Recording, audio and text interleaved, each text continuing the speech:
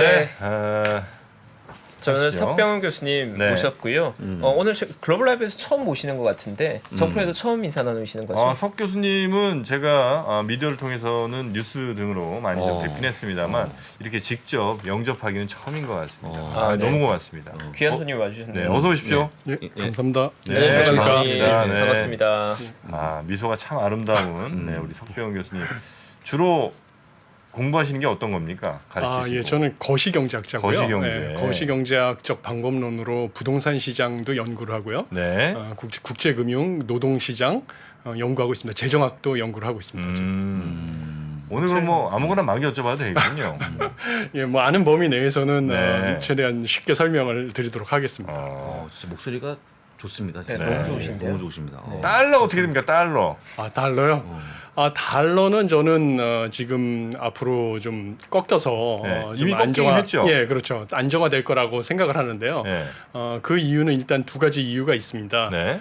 첫 번째는 이제 중국이 지금 리오프닝을 하면서요. 네. 지금은 코로나 확산세 때문에 지금 아직은 중국 경제가 생산이나 뭐 이런 것이 회복 조짐을 보이지 않고 있지만요.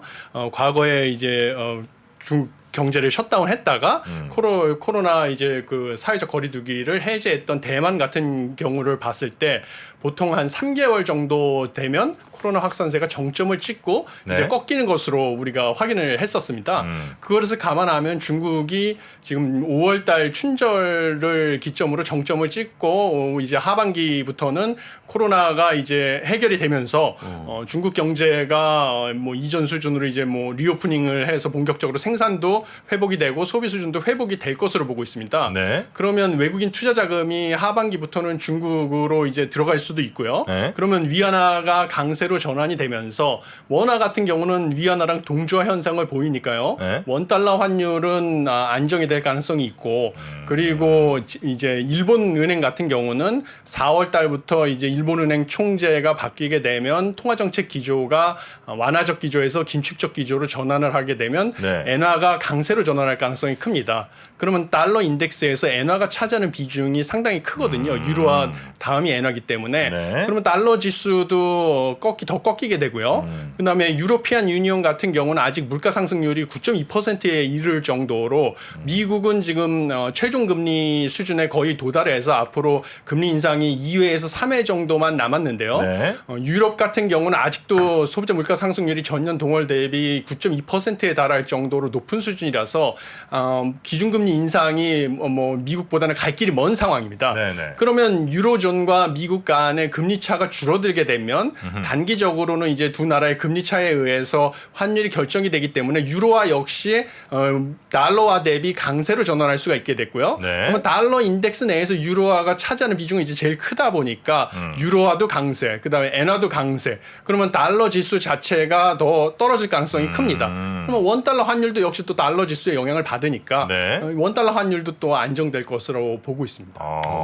그러니까 이제 달러가 어쨌든 이제 그 유로화와 엔화 대비 이제 얼마가 되느냐가 이제 제일 중요한데 그 달러 대비 유로나 엔화가 이제 강세를 보여주면 당연히 달러는 상대적으로 약해질 그렇죠. 것이고 예. 거기다 중국으로 또 돈이 많이 들어가다 보면 위안화도 강세가 되니까 그러면 또 원화는 또 위안화랑 동조화 현상이 네네네. 심해가지고 그러면 원달러 이제 환율 좀 안정화될 지금 것으로 현재가 한 1,200 뭐 한 80원쯤 하나요? 지금 40원. 40원까지 예, 내려갔습니까? 예, 예. 그럼 거기서 더 내려가면 한 1,100원대 정도를 우리가 올해 보게 되는 겁니까? 1,100원. 왜냐하면 지금 한국 같은 경우는요 네.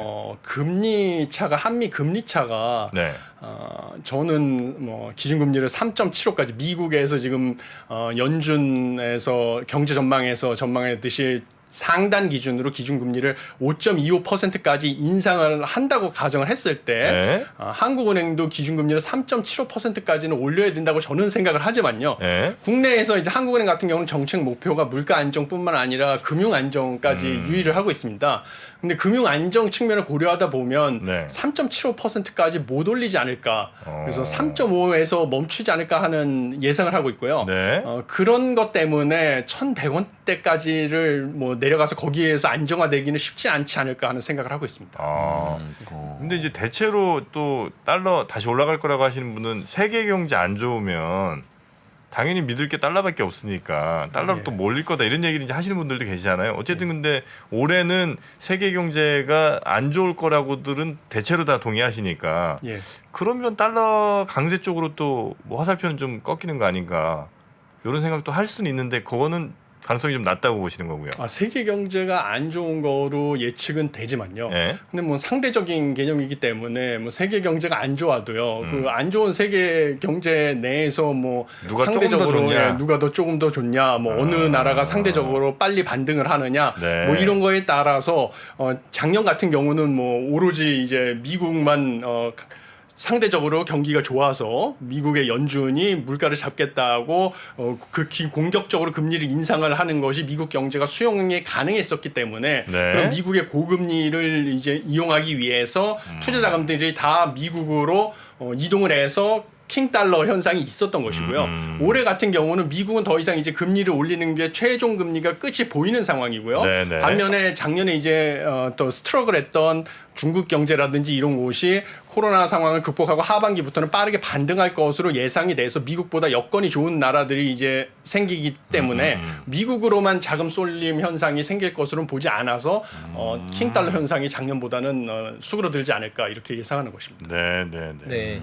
일단 교수님께서 그럼 거시경제를 보고 계시면 아마도 저희 구독자분들께서 가장 궁금해하시는 부분은 과연 올해의 금리 정책 어떻게 되는 건가? 1분기에 정말 금리 인상 2번 하고 끝나는 건가? 아니면 정말 더 올라갈 수 있는가? 그 정책에 대한 전망이 굉장히 궁금할 것 같거든요. 교수님께서 혹시 어떻게 보고 계시나요? 미국 말씀하시는 네, 미국입니다. 거죠? 예, 미국 같은 경우는 올해 미국에서 연준에서 예고를 했듯이 네. 상당 기준으로 5.25%까지는 저도 갈 것으로 생각을 하고 있습니다. 5.25. 예, 상당 최종 금리, 네, 네, 최고 네. 금리 수준으로 5.25% 갈 것으로 예상을 하고요. 그러면 두 가지 방법이 있는데요.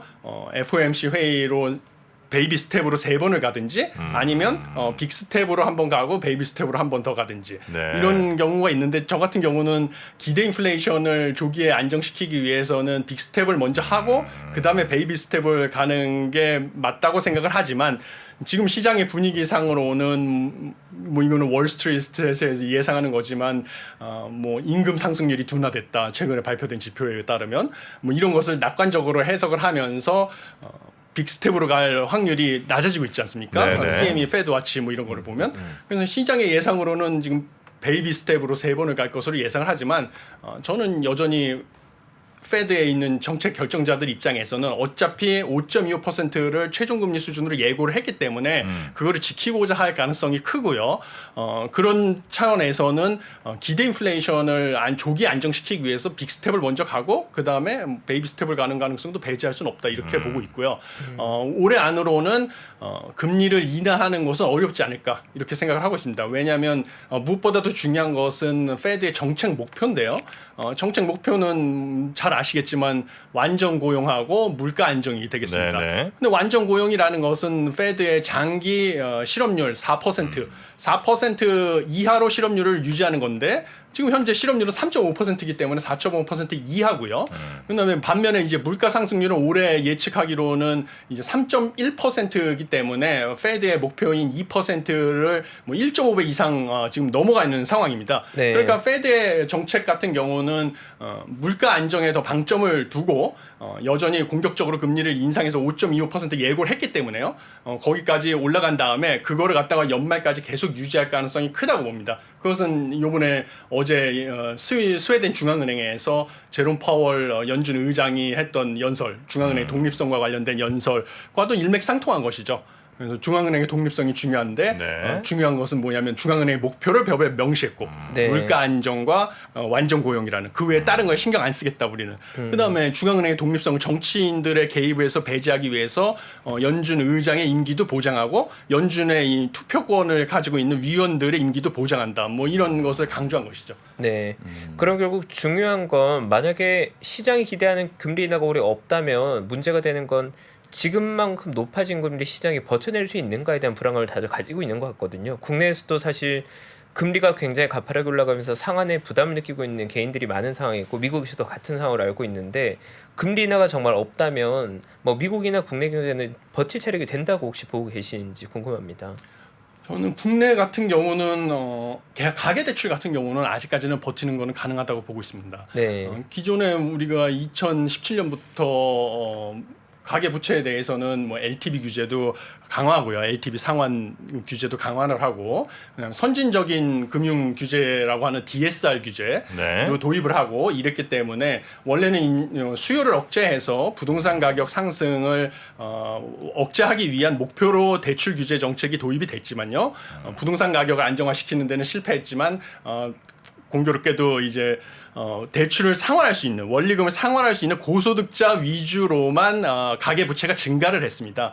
그래서 가계 부채 양은 늘었지만 아직까지는 가계 부채의 질은 좋아졌다 오히려. 그래서 가계 부채의 연체율 같은 경우는 큰 폭으로 증가하지를 않고 있습니다. 네. 지금 뭐 고금리 상황에서 많은 영끌족 분들께서 고통을 받고 계시지만요. 아직까지는 가계 부채가 우리나라가 금리를 뭐 3.5%까지 인상을 하더라도 가계 부채 연체율이 우려할 정도로 높아지지는 않을 것이라고 예상을 하고요.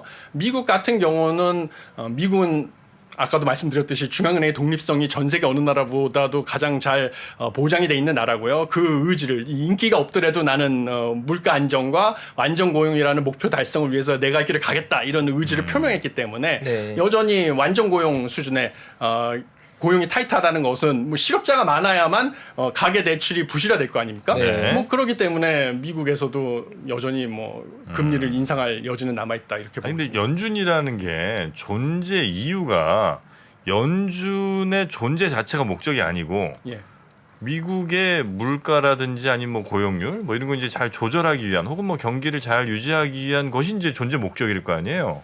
근데 연준이 제 아무리 지금 강한 워딩으로 뭐 우린 매파적으로 갈 거다라고 얘기하더라도 실제로 경기가 무너져 버리고 혹은 뭐 물가가 어느 정도 목표치까지 들어온다면 당연히 아무리 지금 뭐 우리 3년 안에 금리 안 내릴 거라고 얘기를 했더라도 올해 뭐 한 9월 10월 돼서 갑자기 경기가 너무 박살나거나 이러면 당연히 금리 내릴 수밖에 없는 거 아니에요? 자기들이 아무 어떤 얘기를 했든 간에? 예, 그러니까 중요한 것은 뭐냐면 네. 두 가지 가능성을 고려하셔야 되는데요. 네. 연준의 입장에서 물가 안정을 시키기 위해서 결국은 지금 인플레이션이 높은 상황에서요. 물가를 안정시키기 위해서는 기준금리를 인상을 해서 금리가 올라가게 되면 이자 비용이 늘어나니까요. 대출을 사용하고 있는 소비자분들께서는 결국은 소비 지출을 줄여서 대출을 상환해야 되니까 소비가 줄어드는 것이고요. 아니면 여유 자금이 있으신 분들은 이자율이 높은 거를 이용해서 저축을 늘리기 위해서 소비 지출을 줄이게 돼 있습니다. 네. 그리고 기업의 입장에서는 이자 비용이 높아지니까 투자를 줄일 수밖에 없습니다. 투자를 하려면 대출을 받아야 되는데 이자 비용이 높아지니까 그럼 투자가 줄고 소비가 줄어들게 되면 제품에 대한 수요가 줄어드니까 제품의 가격이 떨어져서요. 공급이 그대로 있다고 가정을 하면요. 물가가 잡히는 것이거든요. 인플레이션이. 근데 인플레이션을 잡히기 위해서 기준금리를 올릴 때 기준금리를 너무 과도하게 올리면 그 비용이라는 것은 경기 침체가 유발이 되는 것이고요. 네. 만약에 경기 침체가 걱정이 돼서 기준금리를 덜 올리고 멈췄을 때 물가를 못 잡고 물가가 갑자기 급등한 경험을 과거에 여러 번 했었습니다. 네. 그 급등하게 되면 그 비용이라는 것은 미 중앙은행의 신뢰성이 땅에 떨어지는 것입니다. 그럼 중앙은행의 신뢰성이 일단 땅에 떨어지게 되면요. 그 다음부터는 다시 올라간 물가 상승률을 억제하기 위해서는 지금보다 훨씬 높은 수준의 금리를 올려야 되고 훨씬 더 매파적인 발언들을 연준 의장과 연준 이사들이 와서 해야 되는 것이죠. 그리고 이거 후자의 비용이 더 크기 때문에 미 연준에서는 경기 침체의 우려보다는 그 중앙은행의 신뢰성 때문에 네. 통화 정책의 신뢰성 때문에 뭐 원하는 대 예고한 대로 금리를 인상할 것이다. 이렇게 보고 있습니다. 2020년에는 2023년까지인가 금리 인상 없다고 했잖아요. 예. 그러나 그때 이제 크게 망신 당했기 망신 때문에 당했죠. 이번에 더 예, 그러니까 저는 저 연준의 말을 우리가 믿을 필요가 과연 있는가? 그러니까 연준이 지금 이야기하는 것이 지금 현재 시장에 대한 판단을 그렇게 하고 있구나 정도는 이제 이해해도 괜찮지만 연준이 언제까지 안 올릴 거다 혹은 언제까지 올릴 거다라고 얘기하는 거는 사실상 별 의미 없는 얘기는 아닌가? 왜냐하면 시장이 바뀌면 연준은 당연히 거기에 맞게 대응을 할 수밖에 없는 존재이기 때문에 그 존재 자체가 혹시 그러니까 예를 들면 물가가 잡히고 혹은 뭐 경기가 박살나고 이러면 당연히 그들은 움직일 수밖에 없지. 그들이 2023년에는 금리 인하 없다고 아무리 떠든들 그게 과연 지켜질 수 있는 약속이냐는 이제 질문인 거죠. 그러니까 만약에 연준이 금리 인하를 고려하게 되면요, 네. 몇 가지 이제 시그널이 나오게 되면 연준이 금리 인하를 할 거라고 저희가 예측을 할 수가 있습니다. 네. 그래서 몇 가지를 이제 시청자분들께 알려드리면요, 뭐 가장 중요한 것은 근원 개인 소비 지출 물가지수 상승률이 2%대로 내려오느냐 그것입니다. 근데 현재 뭐 저희가 보고 있는 지표 중에서 그나마 가장 정확한 것이라고 하는 것은 12월 FOMC 회의 때 연준에서 발표한 연준 위원들이 전망한 경제 전망이죠. 네. 그러면 거기에 근원 개인 소비 지출 물가지수 상승률은 3.5%로 전망을 했습니다. 중간값 기준으로요. 그러면 2%대에서 엄청나게 먼 것이거든요. 네네. 근데 왜 제가 근원 개인 소비 지출 물가지수 상승률을 말씀을 드리냐면요. 지금 미국에서는 공식적으로는 헤드라인 개인 소비 지출 물가지수 상승률을 2%의 평균 상승률을 맞추는 걸로 average inflation targeting이라고 하는데요. 그거를 네. 2020년부터 그런 식으로 맞추겠다고 정책을 발표를 했습니다. 그게 공식적으로는 어나운스를 했지만요. 2012년부터 사실은 연준에서는 근원 개인 소비 지출 물가지수 상승률을 보고 있습니다. 왜냐하면 근원 개인 소비 지출 물가지수 상승률은 변동성이 큰 에너지 가격이랑 식료품 가격을 제외한 건데요. 네. 에너지 가격 같은 경우는 사실 연준의 통화 정책과 상관없이 뭐 산유국의 감산 결정이라든지 뭐 러시아 우크라이나 전쟁이라든지 이런 통화 정책으로 컨트롤할 수 없는 요인에 의해서 영향을 많이 받고요. 네. 식료품 가격 같은 경우도 연준이 어쩔 수 없는 기후 변화 요소라든지 뭐 러시아 우크라이나 전쟁이라든지 이런 것에 의해서 영향을 많이 받기 때문에 네. 연준의 입장에서는 통화 정책의 효과를 정확하게 볼 수 있는 것은 근원 개인 소비 지출 물가 지수 상승률이거든요. 네. 그리고 이것 역시 또 뭐 물가 지수의 추세를 장기 추세를 볼 수 있기 때문에 이것이 2%대로 전환이 되게 되면 연준에서 더 이상 금리를 올리지 않아도 추세적으로 물가가 안정될 수 있다는 것을 확인할 수가 있고요. 그다음에 연준에서는 평균적으로 일정 기간에 거쳐서 평균적으로 물가 상승률이 2%에 맞추는 걸 우리가 목표로 한다. 이러는데 2020년 이전만 해도 2%대의 물가 상승률을 못 맞췄습니다. 물가 상승률이 1%대였거든요. 네, 워낙 안 나왔으니까. 그래서 그런 식으로 정책을 average inflation 타겟팅으로 전환을 한 것입니다. 이런 것을 감안했을 때 근원 개인 소비 지출 물가지수 상승률이 2%대로 내려갔다. 예측과 다르게 3.5%로 예측을 했지만요. 그러면 만약에 올해 안으로라도 금리를 인하할 것을 고려해 볼 수 있고요. 또 다른 중요한 것은 무엇이냐면 5년 향후 5년 기대 인플레이션율입니다. 그게 이제 2%대로 안정적으로 유지가 되느냐. 장기 기대 인플레이션이죠. 네네네. 최근에 발표된 것에 뉴욕 연준에 따르면 그게 지금 2.4%인데요. 작년 1월 장기 기대 인플레이션 같은 경우는 3%였습니다. 그래서 0.6% 포인트 떨어졌는데 이것은 연준이 원하는 대로 이제 안정적인 방향으로 가고 있는 것이죠. 장기 기대 인플레이션 같은 경우는 단기적인 요인에 의해서 영향을 받지 않고요. 네. 기업의 장기 투자 의사 결정이라든지 가계의 장기 저축 의사 결정에 영향을 미치기 때문에 연준에서 상당히 유의해서 보고 있는 지표입니다. 그 두 가지를 유의해서 보셔야 될 것 같습니다. 네. 하여튼 뭐 그런 수치들을 잘 좀 저희가 보면서 예. 네, 추적을 좀 할 텐데 우리 장우석 부사장님도 궁금하신 점이 굉장히 많은데 저희 때문에 못 하신 것 같습니다. 아니요, 저는 제가 여기 나와 있는 그대로 지금 질문이 들어가고 해결되고 있는 상황이거든요. 아, 궁금하게 다 쏙쏙 해결되고 있는데 다행입니다. 다만 이제 네. 제가 볼 때 지난번에 연준이 얘기할 때 데이터에 의존해서 했기 때문에 만약에 의외로 데이터가요 당장 오늘 내일 밤부터 네. 확 CPI가 빠져버린다든지 아니면 아까 말씀하신 뭐 6.1% 의외 숫자가 나와주게 되면 네. 이런 금리의 인상을 아까 5.25%까지 가는 게 조금 부담스럽지 않을까. 그럼 어떻게 보십니까?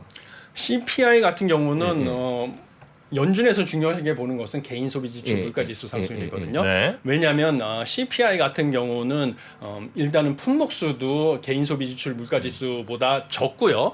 그 다음에 이제 도시 지역에서만 물가 지수 상승률, 물가 지수를 일부 품목에 대해서만 조사를 합니다. 그렇지만 개인 소비 지출 물가 지수 상승률과 CPI 상승률은 상당히 강한 양양의 상관관계를 가지고 있고요. 그 다음에 CPI는 그래서 적은 품목과 도시 지역만 조사를 하기 때문에 개인 소비 지출 물가지수 상승률보다 더 빨리 우리가 확인을 할 수가 있습니다. 그래서 우리가 참고 자료로 확인을 하는 것이고요. 대신 CPI 물가지수 같은 경우는 또 실제 물가 상승률을 과대평가하는 경향이 있습니다. 왜냐하면 상대 가격의 변화에 따라서 소비에 우리가 대체 효과라고 하는데요. 소비의 패턴 상대적으로 비싸진 소비의 재화의 소비를 줄이고요. 상대적으로 싸진 재화의 소비를 늘리는 이런 대체 효과인데요. 경제학에서 이게 반영돼 있지 않습니다. CPI에는. 그래서 실제 물가 상승률보다 CPI 상승률이 높게 나옵니다. 데이터를 보시면 개인 소비 지출 물가지수 상승률은 5%대인데 소비자 물가지수 상승률 CPI 상승률 같은 경우는 뭐 6%, 7%대도 항상 높게 나오는 것을 확인하실 수 있습니다. 그렇죠. 이게 바로 그 소비의 대체 효과를 고려하지 않고 계산을 하기 때문입니다. 그래서 연준에서는 결국은 개인 소비 지출 물가지수 상승률에 의해서 정책을 결정하는 것이거든요.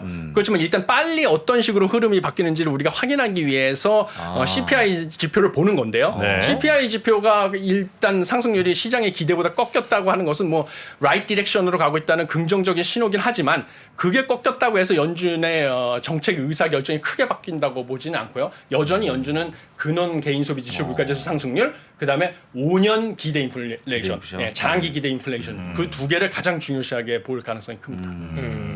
저희가 그냥 네. 빨리 나오니까 편의상 그걸 많이 본 거네요. 그렇죠. CPI를. 그럼 교수님께서는 올해 우리 투자자들은 어느 쪽으로 투자하는 게 혹은 어느 쪽으로 투자를 접는 게 제일 좋은 방법이라고 좋은 방향이라고 생각하세요? 뭐 자산 종류를 네, 말씀하시는 네. 건가요? 아니면 국가? 아니, 두 개 다 좋습니다. 저는 이제 자산 종류를 여쭤본 건데 그러고 보니까 예. 국가도 뭐 얘기해 주시면 좋을 것 같네요. 뭐 근데 이게 참 민감한 사안이라고 보니까 네, 제가 민감한 걸 제일 좋아합니다. 솔직히 말씀드리기로 예. 뭐한데 솔직히 말씀하시기 애매할 정도가 뭐가 있습니까? 아니요 뭐 글쎄요 일단 금 같은 경우는 올해 뭐 유망할 것으로 저도 예상하고 있습니다. 금 네네. 같은 경우는 왜냐하면 작년까지는 원래 금은 경기 침체기 네. 그리고 가장 금값이 많이 올랐을 때는 물가 상승을 동반한 경기 침체, 이 스태그플레이션이라고 하죠. 네. 스태그플레이션 때 금값이 가장 많이 올랐습니다. 과거에 봤을 때는요. 네. 근데 올해 뭐 세계적으로 스태그플레이션이 예상되는 나라들이 많습니다. 미국 같은 경우도 경기 실질 GDP 성장률은 0.5%. 그런데 이것은 미국의 장기 평균 실질 GDP 성장률 1.8%보다 낮기 때문에 네. 경제학에서 봤을 때는 장기 추세 성장률보다 성장률이 낮으면 이거를 리세션이라고 정의하거든요. 네. 우리나라 말로 경기 둔화 혹은 경기 침체거든요. 네. 그러니까 이걸 경기 침체라고 볼 수 있고요. 반면에 물가 상승률은 3.1%로 예상이 되니까 2%보다 높은 거죠. 그러니까 물가 상승을 동반한 빠른 물가 상승을 동반한 경기 침체, 그러니까 스태그플레이션이고요. 미국이 네. 뭐 우리나라도 마찬가지죠. 이러기 때문에 금이 올해 많이 오를 거다. 금값이. 금 같은 경우는 그렇게 보이고 특히 뭐 공급이 고정돼 있지 않습니까? 네. 지금 뭐 200만 톤이 지금 이미 생산이 돼 있는데 향후 추가적으로 50만 톤 정도만 채굴이 가능한 걸로 예상이 돼 있는데요. 결국 수요에 의해서 공급이 고정이 돼 있으면 수요에 의해서 가격이 결정이 되는데 지금 올해 수요가 늘어날 것으로 예상이 되죠. 왜냐하면 경기 침체기에는 결국은 안전자산, 그다음에 물가가 상승할 때는 실물 자산에 대해서 수요가 늘어날 수밖에 없습니다. 왜냐하면 화폐의 가치가 떨어지기 때문이죠. 수요라는 게 각국의 중앙은행들 수요야? 아니면 중앙은행들뿐만 아니라 개인 장신구? 투자자들. 투자자들? 네, 투자자들도 자산으로서 에셋으로서 금을 수요할 수밖에 없는 것이죠. 그런데 작년에 사실 금값이 많이 안 오른 것이 퍼즐링한 거였는데요. 그 가장 큰 이유는 달러가 워낙 강세였기 때문이죠. 미국만 혼자서 이제 공격적으로 금리를 인상하다 보니까 미국 네. 경제만 상대적으로 좋았고, 그래서 국제적으로 투자 자금이 미국으로 몰려가서 달러가 워낙 강세를 보이기 때문에 금값이 작년에 안 올랐던 것이거든요. 네. 그리고 금은 대부분 달러로 사야 되기 때문에 달러화를 사용하지 않는 나라에서는 금을 사기 위해서는 비싼 달러로 환전을 한 다음에 그걸로 금을 사야 되기 때문에요. 금값이 상대적으로 안 올랐는데 올해 같은 경우는 아까 말씀드린 것처럼 킹 달러 현상이 어느 정도 꺾였고 그 다음에 여전히 물가 상승률은 높을 것으로 예상되고 반면에 경기는 침체 세계적으로 경기 침체는 예상이 되기 때문에 네. 여전히 안전자산 선호 현상이 강해져서 금값이 이제는 올라갈 것으로 예상이 되고요. 중앙은행들 같은 경우도 에셋 포트폴리오 다변화 차원에서 지금 네. 금값이 낮을 때 기회로 에셋 포트폴리오에서 금을 늘리고 있습니다. 그래서 공급이 한정돼 있는데 중앙은행에서도 수요가 늘어나고 개인 투자자들에 네. 대한 수요들도 늘어날 거기 때문에 좀 금값은 올라갈 것으로 보입니다. 중앙은행들이 금 살려고 하는 그 마음 정도는 이제 전 이해는 할 수 있을 것 같아요. 근데 개인 투자자들에게 금이 과연 과거처럼 매력 있는 안전자산인지 혹은 뭐 투자자산인지 좀 약간 의심스러운 거는 당연히 이제 달러 대비 금값 계산이니까 달러가 떨어진 금값이 올라가는 거예요. 뭐 당연히 뭐 그 그렇죠. 부분은 이제 그만큼은 있겠죠. 근데 금을 사서 이득될 게 예. 오로지 수요와 공급에 의해서 가격 차이가 벌어질 때 그 이득 말고는 뭐 얘는 금리를 주는 것도 아니고 예. 아무 이득이 없잖아요. 그러니까 그렇죠. 이제 금값이 올라가는 거에 의한 이제 캐피탈 개인 정도만 그렇죠. 오로지 네. 이제 노릴 수 있는 건데 그러기에는 다른 대체 투자자들 투자 자산들이 생겨났잖아요. 코인이라고 하는 대표적인 예.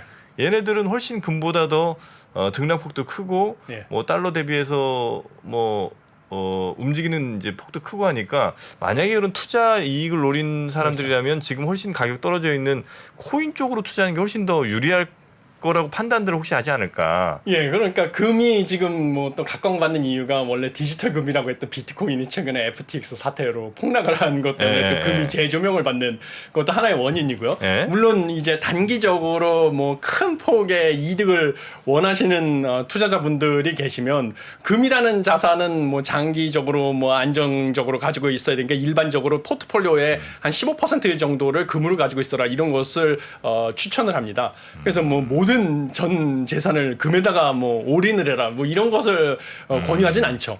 그런데 일정 부분을 그렇죠. 일정 부분을 하는 것이고요. 가상자산 같은 경우는 글쎄요. 워낙 변동폭이 크고 저도 개인적으로 가상자산을 좀 투자를 하고 그러는데요. 저는 비트코인보다는 개인적 이거는 이제 이더리움류를 저는 선호하긴 합니다. 이더리움 같은 경우는. 갑자기 고백을 또 하고 있어요. 이더리움 말씀하실 때 미소가 아주 만면에 예. 상당히 성과가 좋으신가요, 교수님? 아니 그런 건 아니죠. 좋을 리가 없으실 아, 텐데 지금. 그렇죠. 예. 좋은 건 아니고요. 저는 그냥 이더리움이 앞으로 여러 가지로 가능성을 좀 보고 계신다. 가능성을 높게 봐서. 그리고 금을 예를 들어 살려면 예. 예를 들어 내가 금으로 캐피탈 게인을 생각한다면 차라리 은을 사는 게 예, 금보다는 보통 올라갈 때도 더 많이 올라가잖아요. 그렇죠. 은이 훨씬 나은 거 아닙니까 그러면? 그거는 생각지 못한 질문인데요. 아 그렇습니까? 보통 이제 근데, 예. 금은은 가격의 방향성은 거의 비슷하게 가는데 그렇죠. 예. 대체로 은이 금 대비 한 2배 내지 많이 가면 3배까지 가잖아요. 예. 그러니까 은이 차라리 만약에 금의 가격 상승을 생각한다면 은 투자가 더 나은 거 아닌가? 그것은 이제 은으로 한번 데이터를- 가실래요 저랑 같이? 제가 짧게 첨언하자면 네. 보통 은의 경우에는 산업에서의 수요, 산업 수요가 많아서 경기가 좋을 때 사실 좀 더 탄력적으로 움직이거든요. 그러니까 안전자산으로서의 지위를 본다면 사실 금이 좀 더 우월하고 지금 이제 경기가 약간 침체로 만약에 본다면 맞습니다. 경기가 이제 좋아서 수요가 늘어날 때 산업에서의 수요가 늘을 때 은 쪽 수요가 상당히 좋아지거든요. 그래서 네네네. 경기는 침체인데 안전자산으로서의 지위가 좋아진다고 하면 개인적으로 은보다는 금 아닐까 아하. 개인적으로 그렇게 그러네요. 보고 있습니다. 좋습니다. 좋은 네. 자, 금 하나 좋은 얘기해 주셨고요. 지적입니다. 그리고 저 이런 자산 투자 내가 얘기해도 되나 굉장히 조심스러워 하시는데 너무 크게 고민하지 않으셔도 되는 게 우리 시청자분들이나 저희나 우리 교수님에게 절대 전적으로 의지하지는 않습니다. 그냥 편하게 얘기해 주셔도 별로 뭐 나중에 이렇게 원망 듣고 그러실 일은 없습니다. 예. 네.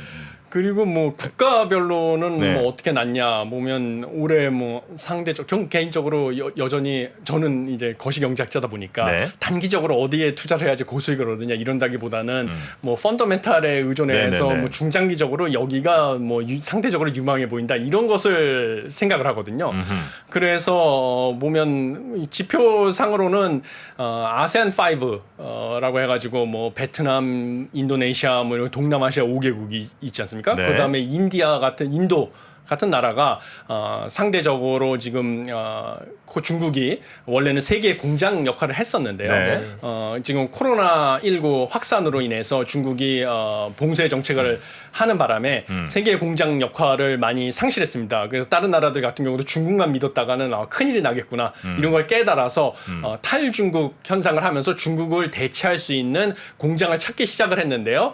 그 인구가 풍부해가지고 노동력이 싸고 그다음에 상대적으로 교육 수준이 높고 그리고 뭐 자원도 풍부하고 이런 중국을 대체할 수 있는 세계 공장 역할로 주목받은 곳들이 뭐 동남아시아 5개국 아세안 5 그다음에 인도가 됐습니다. 네. 그래서 이 나라들이 뭐 IMF에서 전망하기로도 상대적으로 내년에 올해 이제 경제 성장률 그다음에 물가 상승률이 다른 나라에 비해서 다른 개발도상국에 비해서 물가는 안정되고 경제 성장률은 좋을 것으로 예측이 되기 때문에 뭐 환율이라는 것도 결국은 중장기적으로는 이런 펀더멘탈이라고 하는 것은 그러니까 상대적인 물가 상승률이 네. 얼마나 낮은지 안정돼 있는지 그다음에 경제 성장률이 상대적으로 다른 나라에 비해서 얼마나 높은지에 의해서 중장기적으로는 환율도 결정이 되는 거거든요. 그러니까 그 나라 화폐는 중장기적으로 강세를 보일 가능성이 커지고 그다음에 펀더멘탈이 좋으니까 외국인 투자 자금도 몰려들을 가능성이 보이기 때문에 네. 중장기 투자를 한다면 인도나 아세안 5가 유력하다고 보고요. 뭐 대체 투자처로 미국의 대체 투자처로 한국이나 중국이 어떠냐 뭐 이런 말씀도 있는데요. 한국 같은 경우는 소규모 개방 경제고 수출 주도 경제이기 때문에 여기서 소규모 개방 경제라고 하는 것은 월드 마켓에 오픈이 돼 있느냐. 그래서 외국에서 국제 무역도 하고 국제 금융 시장에 참여도 하느냐가 이제 개방 경제이냐 네네. 아니면 폐쇄 경제이냐를 정의하는 거고요. 소규모냐 대규모냐는 한국의 정책 결정이나 의사 결정이 세계 시장에서 시장 가격에 영향을 미치느냐 안 미치느냐를 나타내는 겁니다. 근데 한국은 아직 그 정도로 큰 나라가 아니거든요. 그래서 소규모 개방 경제고요. 중국 같은 경우는 대규모 개방 경제입니다. 중국, 네네네. 미국, 뭐 일본 이런 나라들은요. 그래서 그 나라의 정책 변화가 세계 시장에서의 가격, 금리라든지 이런 거에 영향을 미치는 것이죠.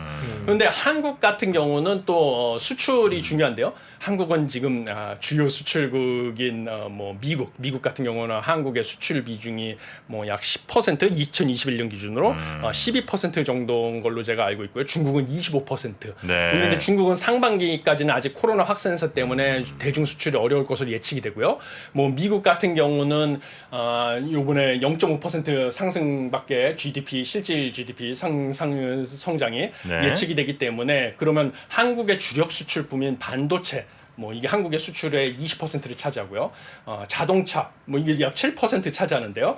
이런 것은 이 소위 말하는 내구재입니다. 반도체 같은 경우는 이제 컴퓨터나 뭐 휴대전화 들어가는데 내구재에 들어가는데요. 경제가 안 좋을 경우에는 소비자들 입장에서는 자동차도 그냥 안 바꾸고 뭐 한 1, 2년 더 타고 휴대전화도 안 바꾸고 뭐 1, 2년 더 타고 컴퓨터도 그냥 더 쓰거든요. TV나 뭐 이런 거. 네. 그러니까 한국의 주력 수출품인 반도체라든지 자동차가 미국에 수출하기가 어려워지는 것이죠. 그래서 한국 같은 경우는 뭐 올해 그렇게 경제 상황이 좋을 거로 예상되기가 않기 때문에 네. 한국이 과연 미국의 좋은 대체 투자처냐 이렇게 저는 생각하지 않고요. 반면에 중국 같은 경우는 중국의 뭐 장기 평균 성장률이 거의 뭐 10% 육박했거든요. 2003년부터 한 10년 동안에. 네. 그렇지만 올해 성장률은 4% 중반대로 예상을 하니까 추세보다는 상당히 낮은 반토막 수준으로 낮아서 사실 중국도 경기 둔화 내지 경기 침체인 것은 분명하지만 네. 그래도 다른 개발도상국에 비해서는 3%대의 성장이 예상되는 다른 개발도상국보다는 양호한 수준이기 때문에 그다음에 물가는 또 2.2%로 안정된 것이고요. 뭐 미국만 해도 3%로 물가가 상승할 거고 유럽은 9%가 예상이 되는데 그렇다고 하는 것은 위안화 강세가 될 것은 분명하고 외국인 투자 자금이 중국으로 펀더멘탈 측면에서 우수하니까 갈 것이 예상이 돼서 하반기쯤에는 그래서 중국은 뭐 미국의 유력한 대체 투자처로 각광받을 가능성은 있다. 하반기에는 뭐 이런 생각을 하고 있습니다.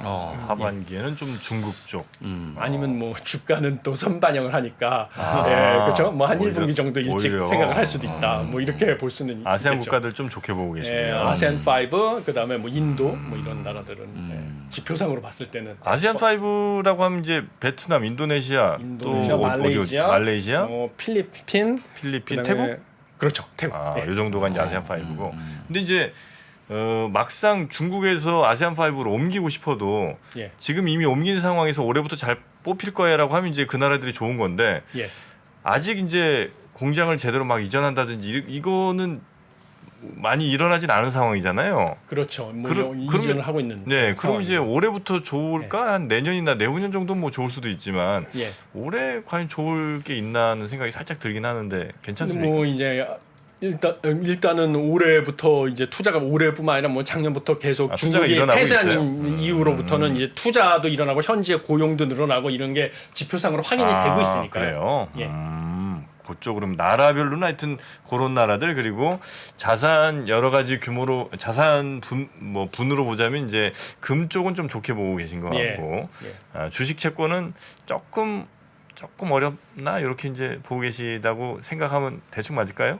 채권 같은 경우는 뭐 사실 우리나라 같은 경우는 금리가 제가 아까 말씀드렸다시피 한국은행 같은 경우는 금융 안정도 정책 목표 중에 하나라서 뭐 3.5%로 기준금리 인상이 멈출 가능성도 높다고 생각을 하고 있기 때문에 네. 그럼 앞으로 이제 금리가 3.5%에서 유지하고 있다가 내려갈 내려가겠죠. 일만 남아서 네. 채권 같은 경우는 이제 금리가 하락이 되면 지금 3.5% 수준에서 발행한 채권의 가격은 앞으로 상승할 일만 남은 것이죠. 그래서 채권 같은 경우는 뭐 투자를 할 만한 가치도 있지만 단기적으로 고수익을 원하시는 분들 같은 경우는 뭐 일정 포트폴리오는 뭐 또 고수익을 추구할 수 있는 리스키한 자산에 뭐 네. 구성을 하시는 게 낫겠죠. 알겠습니다.